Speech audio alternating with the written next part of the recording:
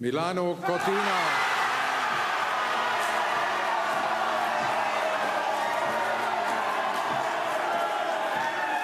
È fatta. Il voto di Losanna apre ufficialmente il sogno di Cortina Milano.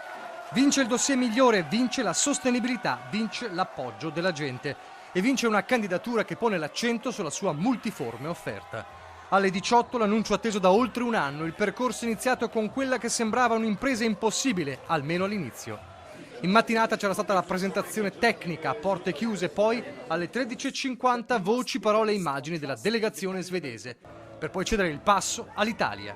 Da Antonio Rossi a Diana Bianchedi, tanti campioni dei cinque cerchi. Sul palco il duetto Zaia Sala. Il governatore del Veneto e il sindaco di Milano fianco a fianco spiegano in inglese.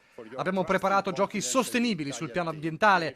20.000 volontari sono già pronti in nessuna città e il nostro stesso consenso popolare. Sarà un enorme privilegio poter rappresentare al mondo un patrimonio dell'UNESCO come le Dolomiti. I giochi grande occasione che daranno opportunità al nostro territorio.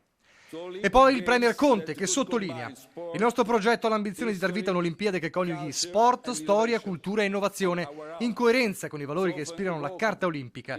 Sono gli stessi valori che vorremmo continuare a insegnare alle generazioni più giovani, coinvolgendo le istituzioni scolastiche in un programma nazionale di formazione che educhi ai principi come il rispetto dell'altro, la solidarietà, la correttezza, la responsabilità. Ciliegina sulla torta il videomessaggio del Capo dello Stato, Sergio Mattarella, che dice: in un teatro alpino di straordinaria bellezza, l'Italia, con la sua antica tradizione di ospitalità, è pronta ad accogliervi.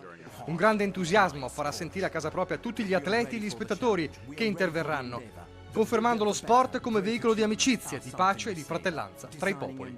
Intanto scorrono le immagini di una candidatura che non ha eguali e che alla fine convince i membri del CIO. Da Losanna il verdetto fa scrivere una nuova pagina di storia.